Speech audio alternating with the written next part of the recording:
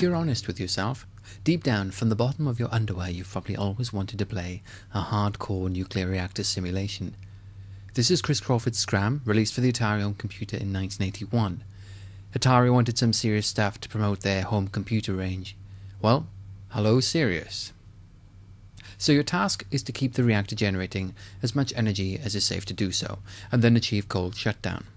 Scram is based on the pressurized water reactor model, which is composed of 3 separate coolant loops. 4 pumps circulate coolant around the first loop. You can see temperatures on the inflow, outflow, and at the core itself. An overline temperature is increasing, underlined decreasing. You can also lower control rods into the core to slow the nuclear reaction. If the core exceeds 5,000 degrees Fahrenheit, then it's meltdown time. Now the vessel is under extreme pressure to prevent the water coolant boiling at these high temperatures.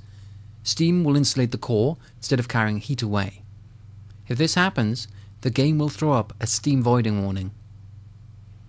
A valve and 4 pumps down the bottom here can be used to push additional coolant into the first loop. This will drive the pressure up, increasing the boiling point, and you can use this to manage steam voiding scenarios.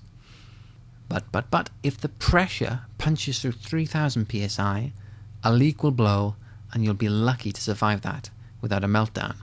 You can open the valve to the quench tank here if you need to bleed the pressure out. Okay, over to the secondary loop. Here the pressure's lower, so we have steam in the upper section, which is used to drive a turbine. This is producing all the electricity. You can see the power output of 999 megawatts on the turbine itself. Temperature is as shown on the inflow and outflow again, but only 2 pumps are circulating the coolant here. The remaining heat then transfers across to the tertiary loop, which releases it via the hyperbolic cooling tower.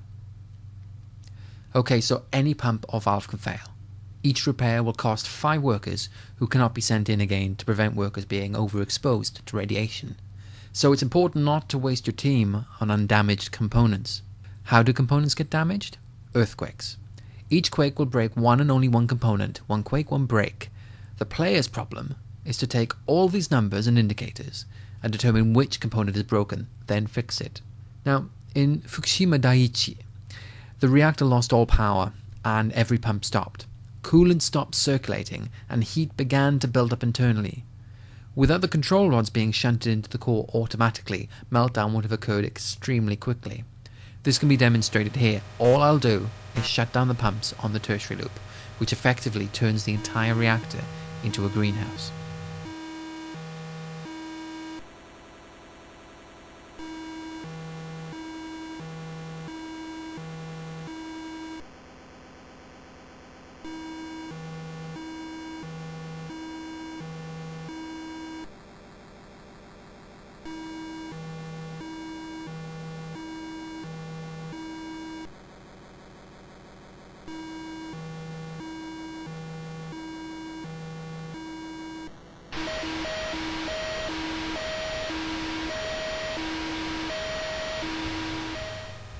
Okay, let's pump up the risk to 6 and we'll start getting earthquakes. Let's play properly now.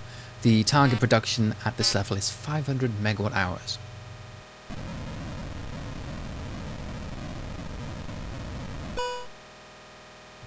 Okay, first earthquake. Look there.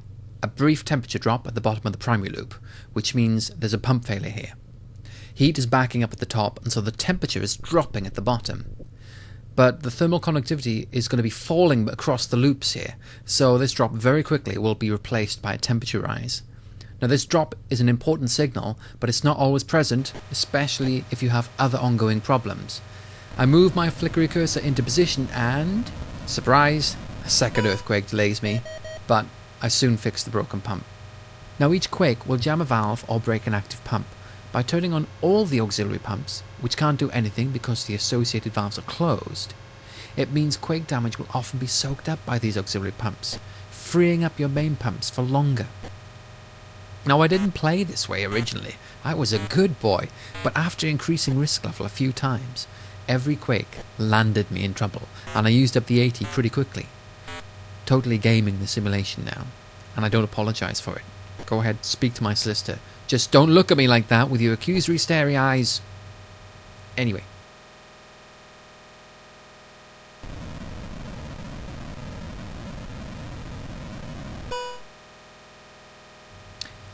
Okay, our third earthquake. Temperatures rising, and there, a drop on the bottom of the tertiary loop. Got to jump on that fast because problems there really multiply up across to the left.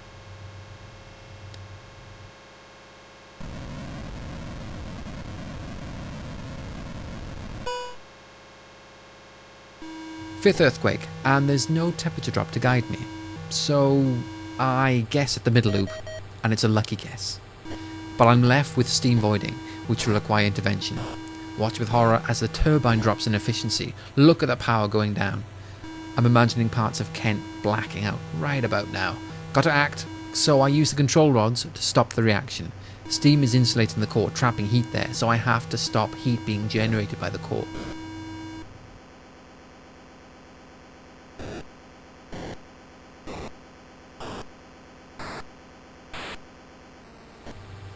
Okay, this is the point now where I officially lose control of the game, and this is where the News of the World, if they were still publishing, would think I was a suitable target for phone hacking, having been in charge of a nuclear reactor that didn't quite work out. So watch and learn, watch and learn. We're hit by an earthquake. So far, so good. But I don't want this video to go on forever, so I make arrangements to shut down the reactor. Another earthquake.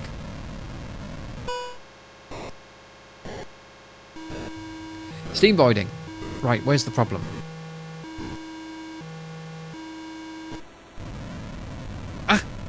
Another earthquake.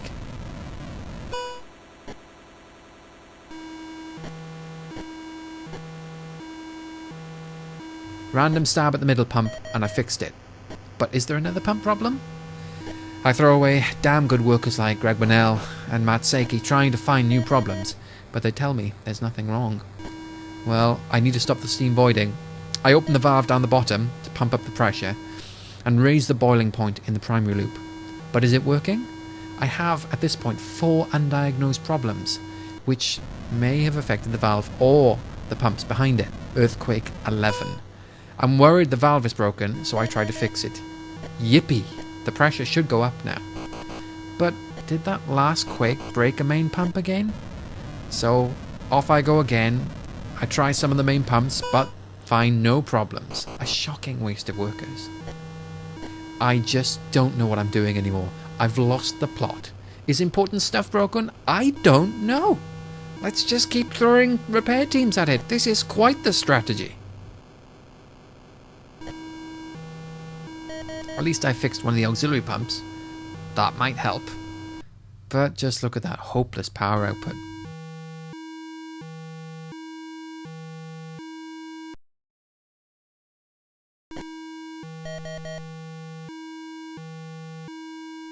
So there's a tension here.